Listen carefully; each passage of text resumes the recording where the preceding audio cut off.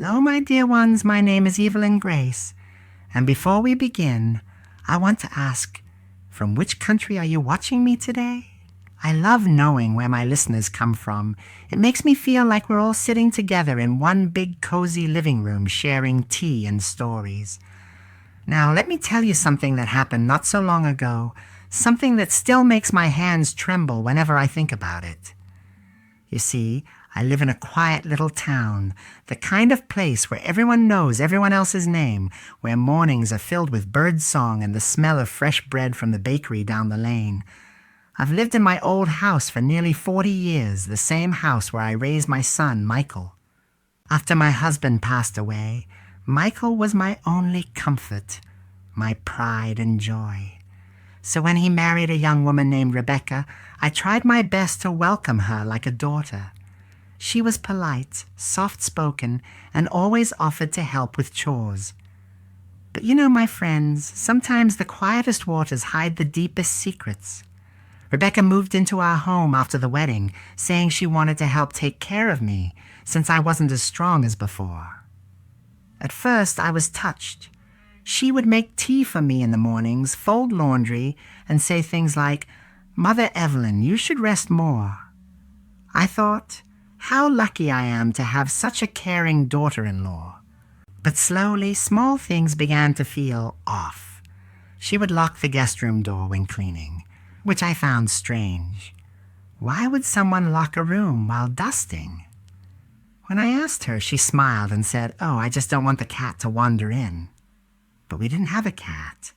Then there were the whispers. At night, when I passed by the hallway, I'd hear her voice softly speaking on the phone, and when I entered, she'd hang up quickly. I tried not to pry, thinking maybe I was imagining things. After all, old age makes us suspicious sometimes, doesn't it? Yet the uneasy feeling in my heart wouldn't go away. One rainy afternoon, I noticed muddy footprints leading from the back door to the guest room. Rebecca had gone into town earlier, and Michael was still at work. So whose footprints were they? I cleaned them up quietly, but the question lingered in my mind all day. That evening, when Rebecca returned, I asked where she'd been, and she said, "Oh, just shopping for groceries." But there was no grocery bag, only a small box she carried to the guest room before locking it again. I remember thinking, maybe she's hiding a gift for Michael. Maybe I'm overthinking. But deep down, a voice whispered, something isn't right. Days turned into weeks, and her behavior grew stranger. She'd spend hours inside that room, and I could hear faint scraping sounds, like something being dragged across the floor. When I offered to help her clean, she politely refused, saying, "No need, Mother Evelyn. I've got it all under control." My curiosity started to eat at me, but I didn't want to cause conflict. After all, she was my son's wife, and I wanted peace in our home. But that peace would soon shatter, my dear listeners, because one morning, while she was out running errands, I walked past the guest room and noticed the door slightly open, just enough for me to see something that made my breath catch. There was a loose floorboard, and beside it, a metal box half covered by an old rug. My heart began to pound. What could she be hiding there? I hesitated, my hand trembling near the doorknob, torn between fear and curiosity. But you know me. Curiosity always wins. I stepped inside slowly, my footsteps creaking against the wooden floor. The smell of dust and lavender filled the air. I knelt down, lifted the corner of the rug, and there it was. The board had been moved recently, the edges still clean of dust. My fingers shook as I pried it open. Inside the small space beneath, I saw something glimmer faintly in the dim light, a stack of envelopes tied with red ribbon and an old silver key. My heart skipped a beat. Whose letters were these? And why hide them beneath the floor? My heart raced as I stared at that tiny hidden space beneath the floor, and for a moment I wondered if I should just close it and pretend I'd never seen anything. But the curiosity was too strong, my dear ones, and something deep inside whispered that this discovery was not just an accident, it was meant to be. I reached down carefully, my old fingers brushing the cold metal of the key before lifting the bundle of letters. They smelled faintly of perfume and dust, like something that had been there for years, forgotten yet guarded. I untied the ribbon and opened the first envelope. The handwriting was neat, elegant, and unfamiliar. It wasn't Rebecca's, nor was it Michael's. The letter began with the words, "My dearest Rebecca, our plan is moving faster than I expected." My breath hitched. Plan? What plan? The letter continued, talking about documents and signatures and keeping the old woman unaware. I dropped the paper as if it had burned me. Was I the old woman? Was this about me? My hands trembled as I picked up another letter, and though my eyes blurred with tears, I forced myself to read on. Each one was written by the same mysterious person, someone named Daniel, speaking of secret meetings, hidden papers, and a house transfer. My head began to spin. A transfer. Could Rebecca and this man be trying to take my home? I wanted to believe it wasn't true, but the evidence was right there under my floorboards. The letters ended about 2 months ago, right around the time Rebecca started locking that room. My whole body felt cold. I placed everything back as it was, closed the board, and quietly left the room before Rebecca returned. That evening, I could barely eat. My son noticed, asking if I was feeling all right. I smiled weakly, saying I was just tired, but my mind was far from calm. Every glance Rebecca gave me now felt loaded with meaning, every smile like a hidden dagger. I began watching her more closely, noting the way she always avoided my eyes when Michael was around. The next morning, she asked me if I'd mind her spending the weekend deep cleaning the guest room. I nodded, pretending not to suspect anything, but as she moved about, I could hear her pulling furniture and hammering faintly. My heart pounded with each sound. That night, I couldn't sleep. I kept thinking about the letters, about that man Daniel, about what house transfer really meant. Finally, I decided that I couldn't sit quietly anymore. I needed proof, real proof, to show my son before confronting her. The next afternoon, I waited until she went shopping, then tiptoed into the room again. But this time, the loose board was nailed shut. She had discovered that I'd been there. Panic filled my chest, and I stumbled backward, knocking into the dresser. Just then, I heard the front door creak open. She was back. I rushed out and closed my bedroom door, pretending to nap. Minutes later, her footsteps echoed down the hall, then paused near my room. My heart thudded so loudly I thought she could hear it. Then she whispered something under her breath I couldn't catch, and walked away. I stayed frozen until I heard her retreat to the kitchen. Friends, have you ever had that feeling where your own home suddenly doesn't feel safe anymore? That was me, sitting there in my own room, afraid to breathe. Before I continue, my dear friends who are listening, if this story has you curious and you want to hear what happens next, please make sure to like this story, subscribe to my channel, and share it with someone who loves mysteries as much as you do. Now, let's continue. That night, I decided to call my old friend Harold, who used to work as a lawyer. I told him I needed advice about property documents, but didn't go into details over the phone. He agreed to visit the next morning. When he arrived, I showed him my house papers, the original ones, and asked what would happen if someone tried to transfer ownership without my knowledge. He frowned, flipping through the pages. "It's possible," he said slowly, "if they have access to your personal documents and your signature." My heart sank. Rebecca had been helping me with paperwork recently, bills, taxes, even insurance. She'd said she wanted to make things easier for me. Could she have taken copies? That evening, I watched her carefully at dinner. She smiled at me as if nothing was wrong, talking sweetly with Michael about the week ahead. But when our eyes met, I saw something, a flash of nervousness, a flicker of guilt. The truth, I knew, was hiding behind that gentle smile. The only question now was, how far had she gone already? And who exactly was Daniel? I decided to find out, even if it meant risking everything. That night, Sleep refused to visit me. I kept turning in bed, my thoughts tangled with fear and disbelief. Could Rebecca, the woman I'd welcomed into my family, truly be plotting against me? I stared at the ceiling, watching the shadows from the streetlight crawl across the walls like restless ghosts, and I knew I couldn't let another day pass without uncovering the truth. The next morning, when Michael left for work and Rebecca went out to the market, I decided to search the guest room again, but this time more carefully. The air was heavy with the scent of lemon cleaner and fresh paint, as if she'd tried to hide the traces of something. I checked the corners, behind furniture, even under the mattress, but found nothing unusual until I noticed the desk drawer slightly ajar. Inside were blank sheets of paper, pens, and an old-looking folder marked House Documents. My heart skipped a beat. I opened it, my hands trembling, only to find copies of my own property papers, but the signatures looked slightly off, like someone had tried to imitate my handwriting.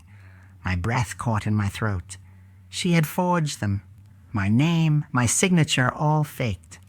I felt sick to my stomach. I put everything back the way it was, making sure not to leave any trace of my search. Then I hurried to my room and locked the door. My pulse was racing so fast I could barely think straight. I knew now that Rebecca wasn't acting alone. Someone, Daniel most likely, was helping her with this forgery. But how were they planning to make it official? I decided to speak to Harold again. When he came by that afternoon, I showed him photos of the forged documents I'd secretly taken with my phone. His expression turned grave. "Evelyn, this is serious," he said. "If they file these at the registry office, they could claim ownership before you even realize it." My knees felt weak, and I sank into a chair. "What can I do?" I whispered. He sighed, rubbing his chin. "We'll need evidence of her intent, proof that she's behind this. If we can catch her handling or discussing these papers, that would help." His words echoed in my mind for hours. That evening, I pretended to be resting in the living room while Rebecca sat on the porch, talking on her phone again. I muted the television and listened carefully. Her voice was soft, but I caught fragments. "Yes, I have them ready. She won't find out. Daniel, trust me, it's under control." My blood ran cold. She was confirming everything. I tried to record it, but by the time I found my phone, she had hung up. I sat there trembling, a mix of rage and heartbreak boiling inside me. How could she betray us like this? Later that night, when Michael returned, I almost told him everything, but then I looked at his face, so full of love and trust for his wife, and I couldn't do it yet. I needed undeniable proof, so I decided to act like nothing was wrong. The next day, I made her breakfast, complimented her on her cooking, and even let her help me with my bills again. I watched her carefully as she flipped through my folders, her hands moving quickly, her eyes darting to see if I was watching. I smiled sweetly and asked if she could fetch my reading glasses from the guest room. She hesitated, then went. The moment she disappeared down the hall, I reached for my phone and opened the recorder.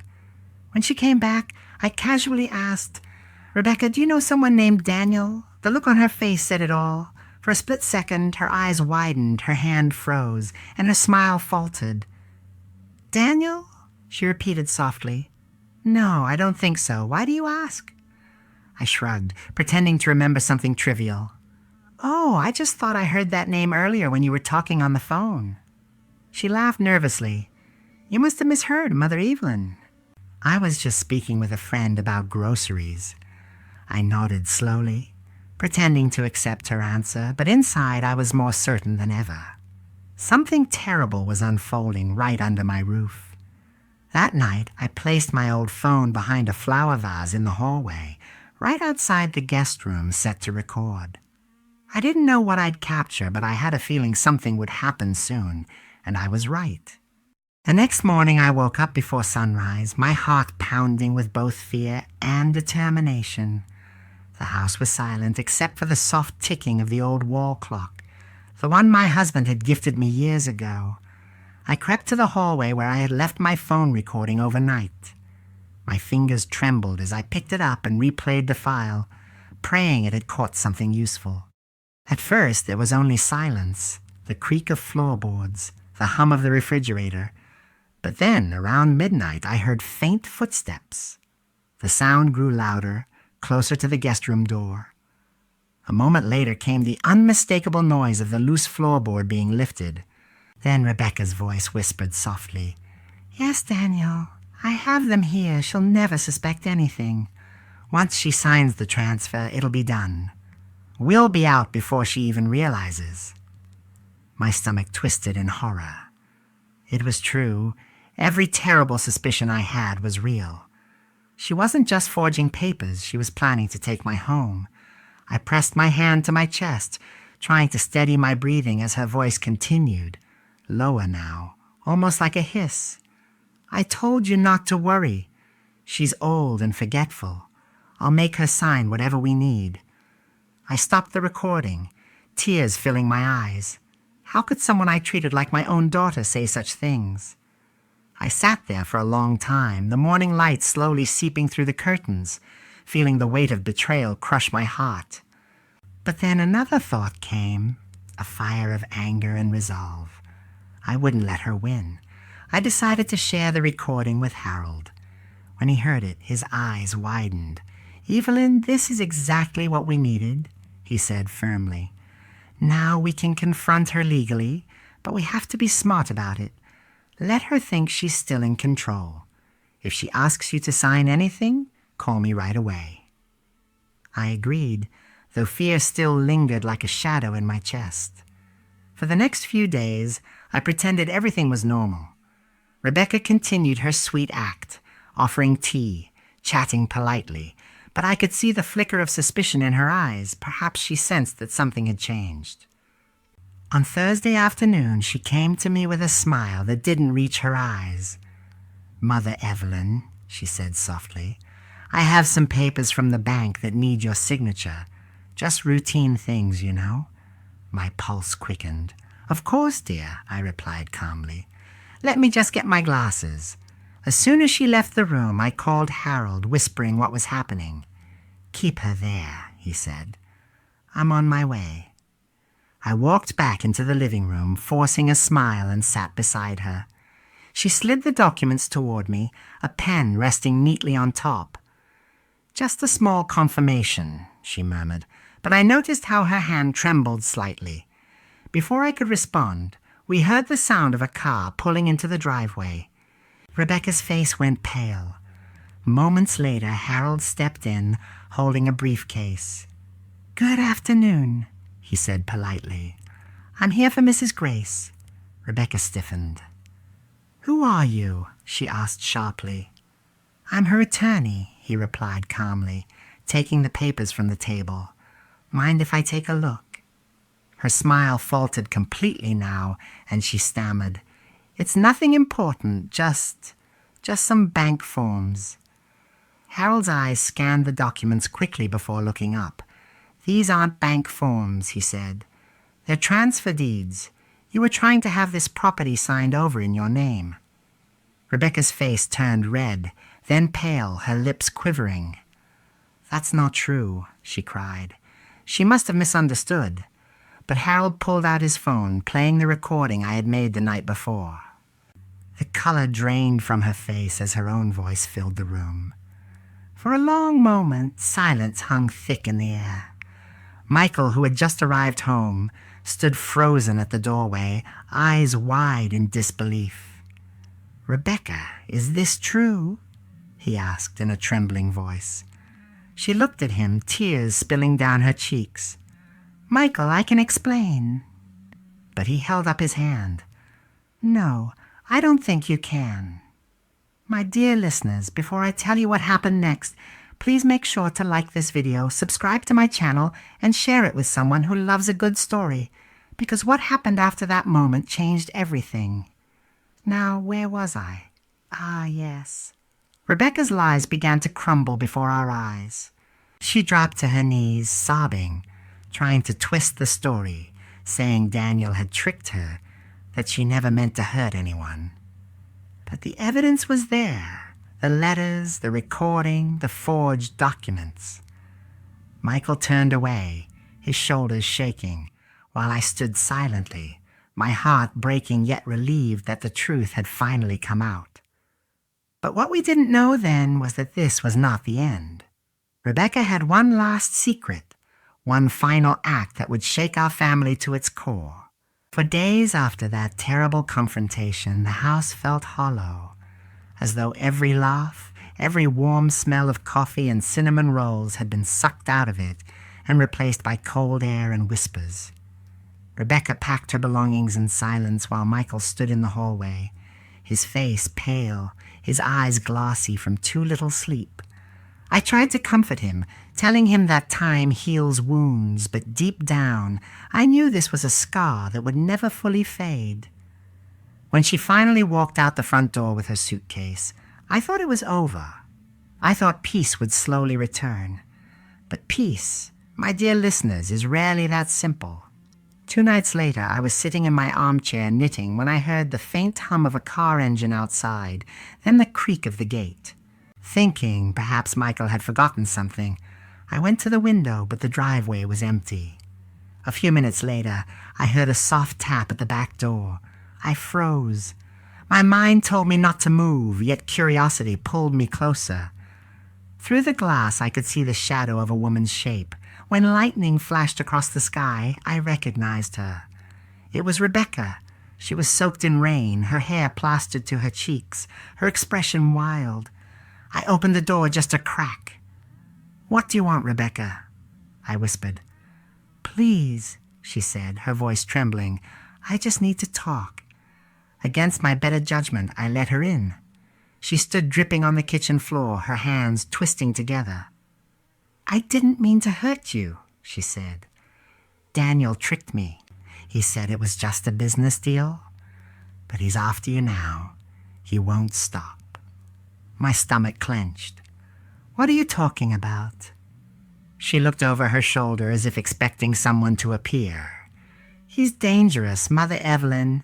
He told me if I didn't finish what we started, he'd come here himself." I felt a chill run through me. Could this be true or just another lie? Before I could ask more, there was a loud thud outside, like something heavy hitting the porch. Rebecca's eyes widened. "That's him," she whispered. The next moments blurred together, the power flickered, thunder rolled, and somewhere in the darkness a man's voice called her name. I grabbed the phone to call Harold, but the line was dead. My heart pounded as Rebecca clutched my arm. "We have to hide," she said, but I pulled away. "Not this time," I told her. "You brought this mess into my home, and I'm not running from it." I lit a candle and moved toward the door. The voice outside called again, lower this time, closer. "Rebecca, open up. We need to finish what we started." She began to sob.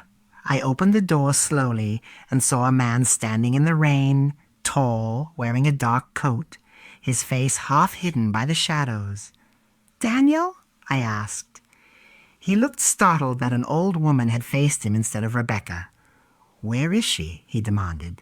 "She's gone," I lied. "Leave this property before I call the police." He laughed softly, a sound colder than the rain. "Police? Do you think they'll believe an old woman?" He took a step forward, but just then headlights swept across the yard. Harold's car. Daniel cursed under his breath and ran into the darkness. I rushed outside, shouting, but he vanished behind the trees. Harold hurried to me, taking the candle from my shaking hands. "Evelyn, are you all right?" I nodded weakly, pointing toward the woods. "He was here."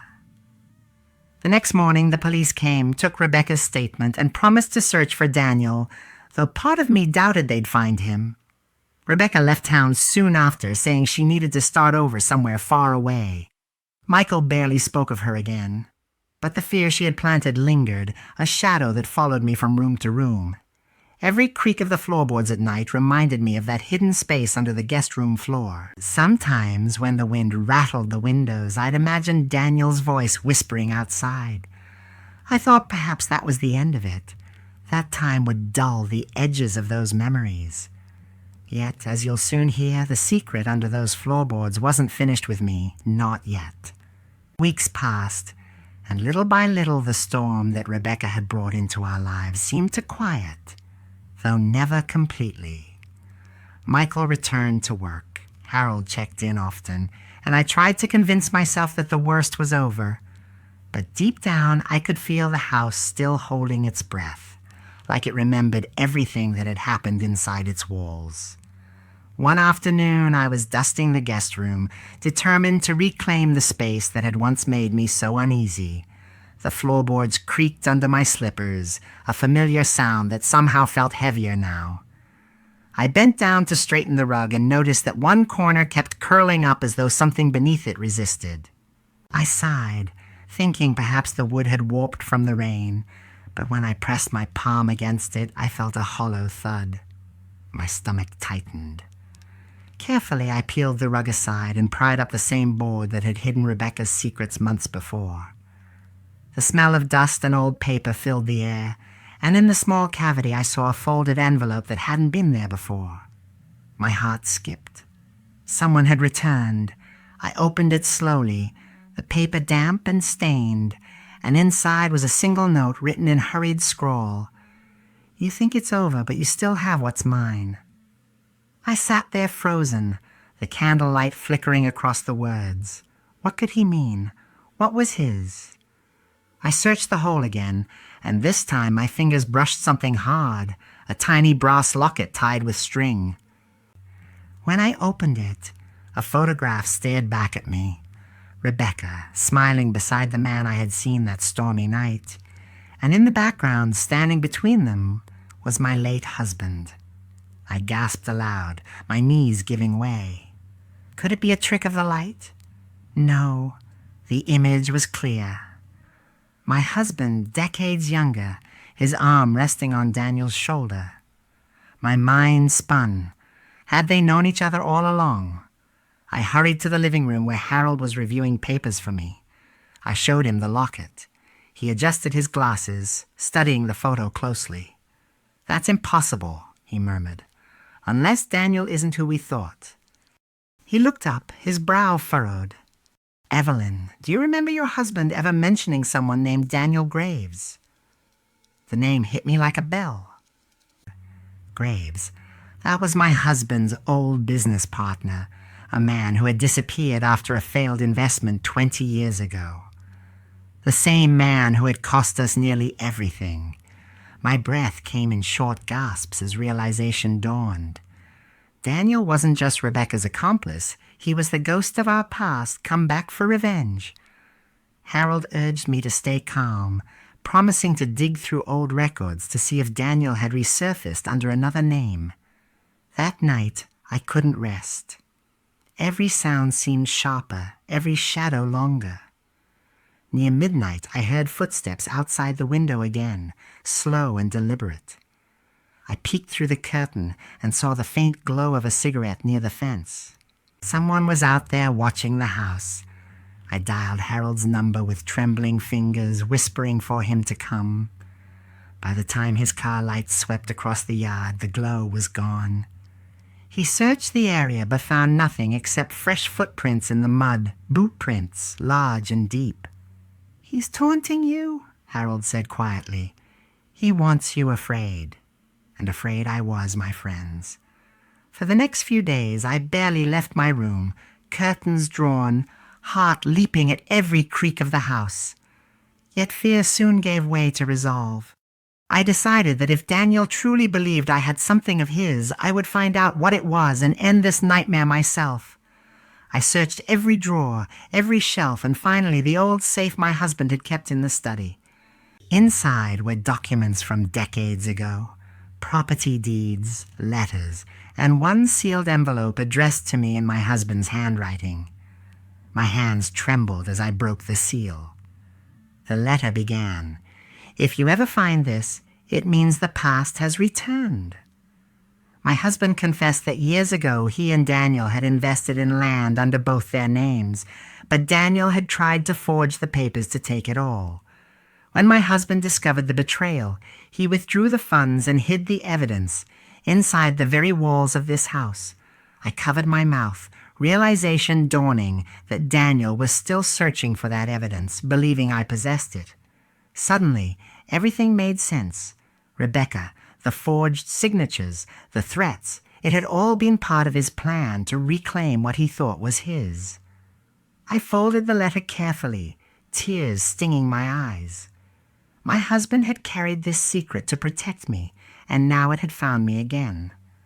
The next morning dawned gray and heavy, clouds pressing low as if the sky itself shared the burden of secrets my house carried. I sat at the kitchen table, my husband's letter lying open before me, its words echoing in my mind like a drumbeat. If you ever find this, it means the past has returned. My coffee had gone cold, untouched. Harold had promised to come by later, but I couldn't shake the feeling that waiting was dangerous. If Daniel believed the evidence was still hidden somewhere inside these walls, he would come for it, and for me. I decided to take control before he could.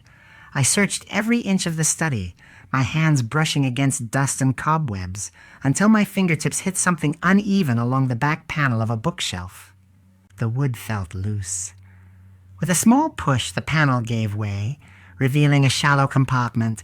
Inside lay a bundle of old legal documents yellowed with age, tied together with twine. I lifted them out carefully and read the faded titles. Partnership Agreement, Graves and Grace Properties, 1982. There it was, the very evidence my husband had mentioned. My pulse quickened. If I could hand these to Harold, maybe this nightmare would finally end. I wrapped the papers in cloth and placed them inside a tin box, hiding it beneath the pantry floor where no one would think to look. That night I double-checked every window and door, but unease clung to me like a shadow. Around midnight, a soft scratching sound came from the back door. I held my breath, listening. The scratching turned into a slow, deliberate knock. I reached for the old iron poker by the fireplace and stepped closer. "Who's there?" I called, my voice surprisingly steady. Silence. Then a man's low laugh drifted through the wood. "You can't hide from me forever, Evelyn." My heart nearly stopped. "Daniel," I whispered. The doorknob rattled, and the door shook as if someone pushed it hard. I backed away, clutching the poker. Suddenly, headlights flashed across the window. Harold's car. The door stilled. I ran to the porch just as Daniel's dark figure darted into the trees. Harold jumped out of the car, breathless. "I saw him again," he said. He must have been watching. We called the police, but by the time they arrived, the woods were silent. They took my statement and promised extra patrols, but deep down I knew Daniel wouldn't give up. 2 nights later, I woke to the smell of smoke. Panic surged through me. The curtains flickered orange. Flames licked at the kitchen window. Someone had set the back shed on fire.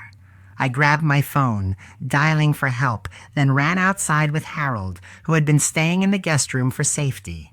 The fire crackled violently, devouring the dry wood, and through the haze I saw him, Daniel, standing at the edge of the yard. He shouted, "Give it back, and this ends." My voice broke as I yelled, "It was never yours." Sirens wailed in the distance, and he disappeared again before the fire trucks arrived. The next morning, after the flames were extinguished, I found a charred note nailed to the porch. "This isn't over." My hands shook as I handed it to Harold. "He's desperate," he said. "We'll end this by showing those documents to the police and making his crimes public." We arranged to meet an officer that afternoon, but as I prepared to leave, I noticed something strange. The tin box from the pantry was gone. My blood ran cold. Harold and I searched every corner, but it had vanished without a trace. He frowned. "He's been inside." I felt faint. realizing Daniel must have entered the house again quietly while we slept. Every sound in the house now seemed alive, whispering danger. I sat on the edge of my bed, trembling, thinking of my husband, of Rebecca, of everything we had lost. Fear and anger twisted together until I could no longer tell them apart. I looked out the window at the line of trees where Daniel had vanished and whispered, "If you want the truth, come for it." That night I left a light burning in every room, the doors unlocked, the evidence of my husband's letter lying open on the table. I knew he would come, and this time I would be ready. That last night felt like time itself had slowed to test my courage. Every lamp in the house was lit, pools of warm light chasing away the corners that once hid whispers and fear. I sat in my husband's old armchair, the iron poker resting across my knees, his letter lying open beside a cup of tea that had long gone cold. Outside, rain tapped the windows in nervous rhythm. When the clock struck midnight, the sound carried through the rooms like a heartbeat, steady, waiting. Then came the crunch of gravel and the quiet creak of the front steps. My breath caught. The doorknob turned, slow, deliberate, and Daniel stepped inside, dripping rain onto the rug, his eyes gleaming with something darker than anger. "You have what's mine," he said. My hands tightened around the poker, yet my voice came out calm. "I had it," I told him, "but not anymore. The police already know everything." He hesitated. Uncertainty flickering before pride pushed it away. He lunged, but before he reached me, Harold burst from the hallway where he'd been hiding with 2 officers. Light exploded across the room, shouts filled the air, and within seconds Daniel was on the floor, wrists bound, cursing the world that had turned against him. When they dragged him into the rain, he shouted that truth always costs something. And then he was gone, swallowed by the storm. For a moment I simply stood there, the quiet pressing in, realizing that for the first time in months I could truly breathe. Harold touched my shoulder and said, "It's over, Evelyn." I wanted to believe him, and as the first pale light of dawn crept through the curtains, I finally did. The next day the police confirmed every lie Daniel had spun. Rebecca, from somewhere far away, sent a letter of apology that smelled faintly of lavender and regret. I didn't know if I could forgive her, but I prayed that she would never again let greed speak louder than love. Michael came home that evening, wrapped me in his arms, and whispered that he would never leave me alone again. Together we repaired the damage, the broken locks, the charred shed, the silence that had hung like smoke over the rooms. Still, when I passed the guest room, I sometimes pause and press my hand against that stubborn floorboard. It reminds me how quickly trust can splinter, but also how strong the heart becomes when it refuses to break.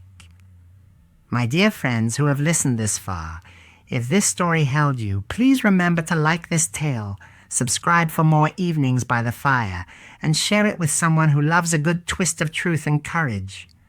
Your kindness keeps this old storyteller's lamp glowing. Tonight, as I close the shutters and let the rain hum softly against the roof, I think of how easily fear can take root and how surely hope can bloom again. The house feels alive now, not with secrets, but with peace. And if you ever find yourself standing over a hidden truth, afraid of what lies beneath, remember me, Evelyn Grace, and how even a trembling hand can lift a floorboard and let the light in. Good night, my dears. May your homes stay safe, your hearts stay honest, and may every secret you face lead you back to love. That final night felt like a test the whole house had been waiting to give me. I lit every lamp as though light itself might keep danger at bay, and I sat in my husband's old armchair with a poker across my knees and my late husband's letter open beside a teacup gone cold, listening to the rain drum, a steady worried rhythm on the roof. Time moved in small beats, 11 o'clock, 11:30, midnight. Each chime of the clock was a small drum in my chest that kept me alert until, at last, gravel crunched, faint but certain, outside the door. The handle moved slow, deliberate, as if whoever turned it believed they owned the night.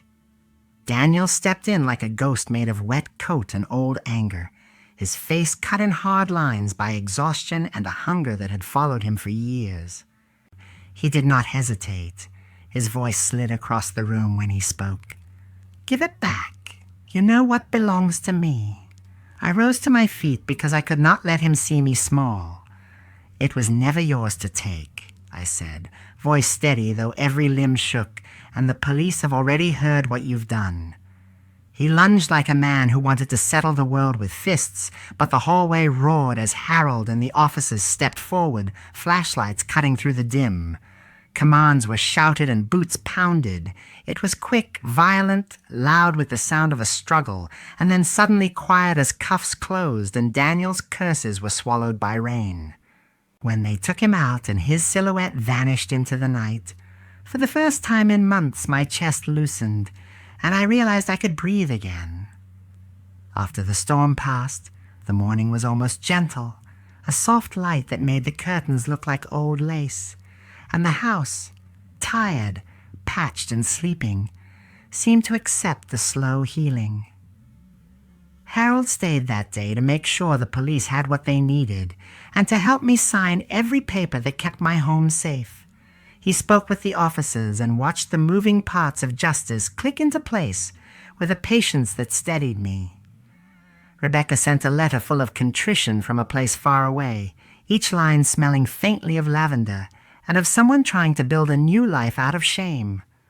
I folded that paper and set it in a drawer because forgiveness is complicated, and some measures of trust must be earned, not declared in ink. My son Michael came home that afternoon, worn like a man who had carried worry for too long, and when he stepped into my arms, the years and miles between us melted. He whispered apologies for what he had not seen, and I let him hold the part of me that had been left raw by betrayal.